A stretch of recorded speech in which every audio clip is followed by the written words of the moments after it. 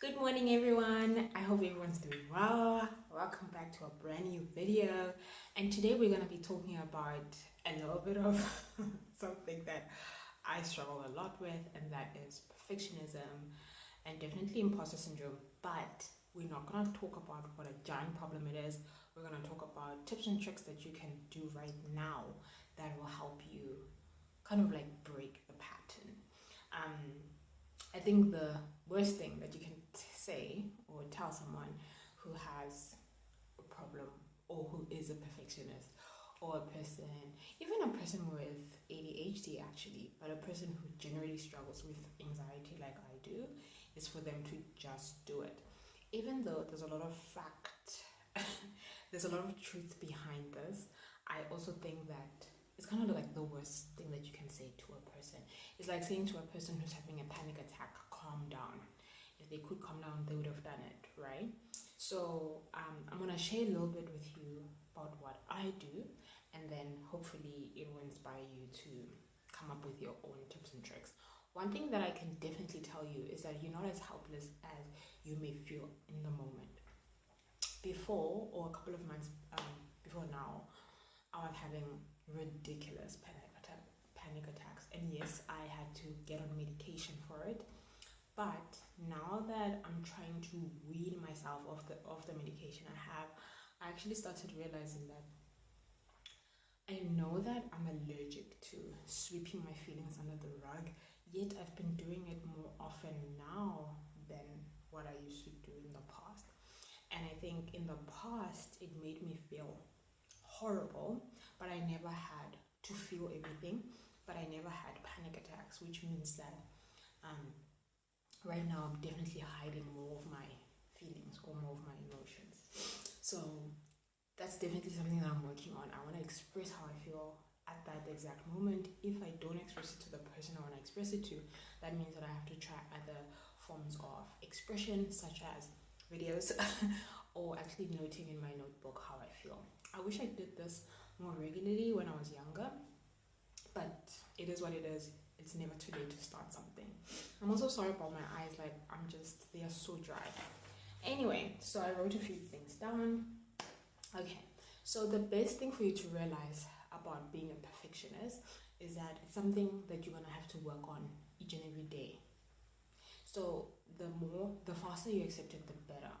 All right, but I think the best thing is for you to realize that in order for you to not let perfectionism or overthinking get a hold of you, is to do something that you're afraid to do right in that moment. Do it now, because I feel like the more time you put between now and what you need to do, it's just more doubt and more basically insecurities are just gonna seep in there anyway, and then that's just gonna work your anxiety up or work your panic attacks up.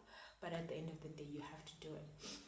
I learned this the hard way, especially now working for myself and all of that, because if I don't send emails to potential clients for them to potentially work with me, then my business is gonna stand still.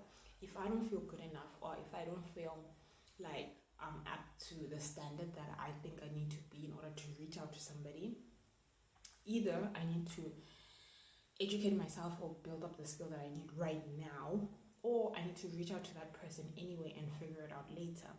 But somewhere in here, an action needs to take place. And if you don't take it now, your doubt and your insecurity and your perfectionism will eventually talk you out of it. And that's what you're trying to avoid. Because if you are a perfectionist like me, you've probably talked yourself out of a lot of opportunities that would have been really, really good for you. Okay, that's the first thing. Second thing, oh my eye, ow. Second thing is start where you feel comfortable. I also think that there's no point in pushing somebody who clearly feels uncomfortable with the task that they need done. However, if it's you specifically, then start where you are comfortable. For example, when I first started making videos, I was so extremely shy, but I started with a fun video so that it won't be something that I had to overthink. And then when I started writing on Fiverr, I started with things that I have a little bit of experience in, and then later on added things that I was willing to learn with the job. so that I can start where it's comfortable, so I can remove that resistance towards trying a new thing, and in that way, I can actually build up the courage to actually start doing those gigs that I had put up at that time.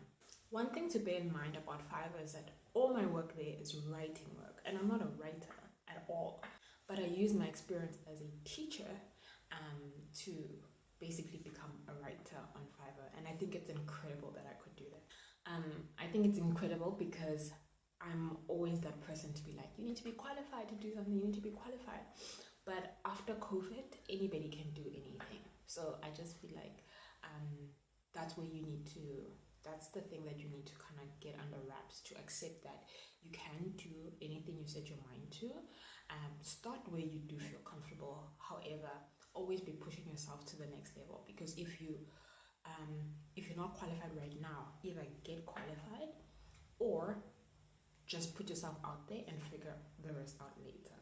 Because I think it will also be smarter for you to put yourself out there first.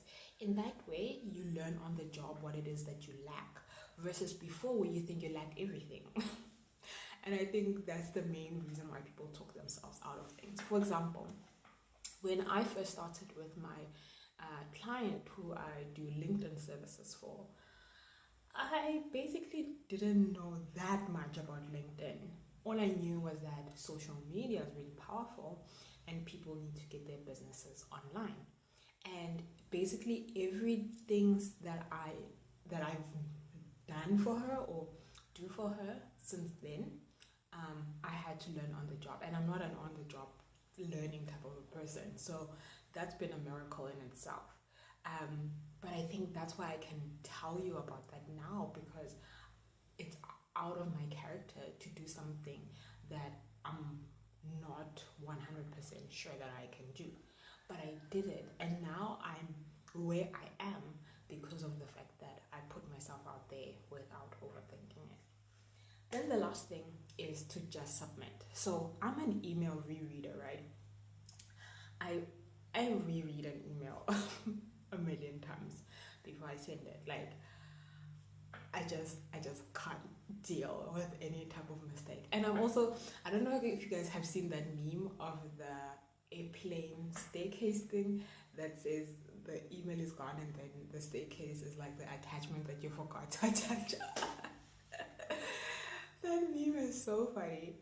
But that's how I am. Like, I feel like I put so much effort into writing the perfect email, and then I forget the one attachment. But the tech guys for Google or email people have gotten so smart that they can detect if you said attached and then you didn't attach, so they can remind you, which I think is so awesome and so great for people like me.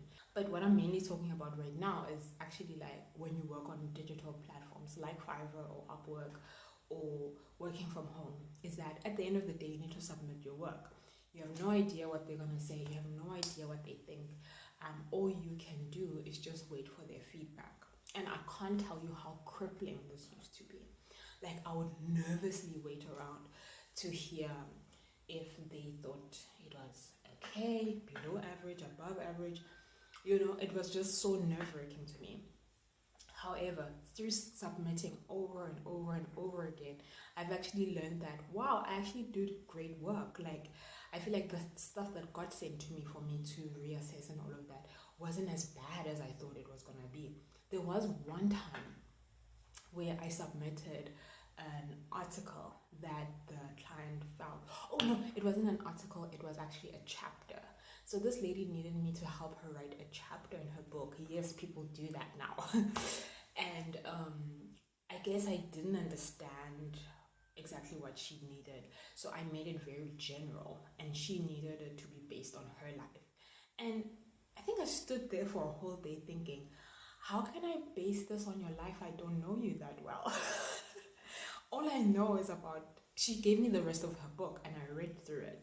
And even though I feel like I got to know her through reading the rest of the book, it was still not enough for me to know.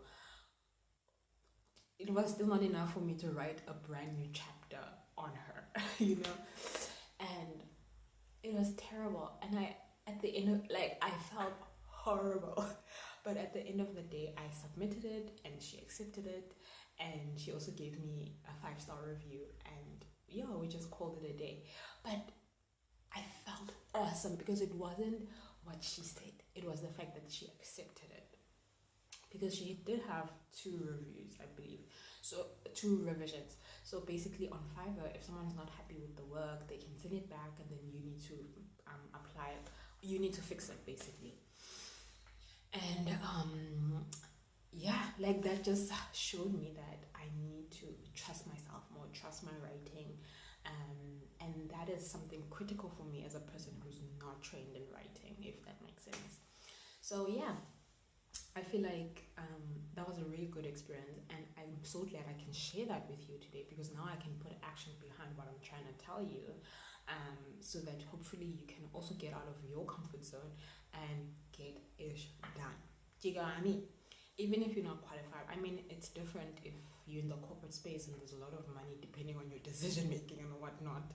But I just think that you need, especially as a creative, you need to take chances. You need to get your ideas out there, because you think what you know might not mean anything, but to someone else it's pure gold.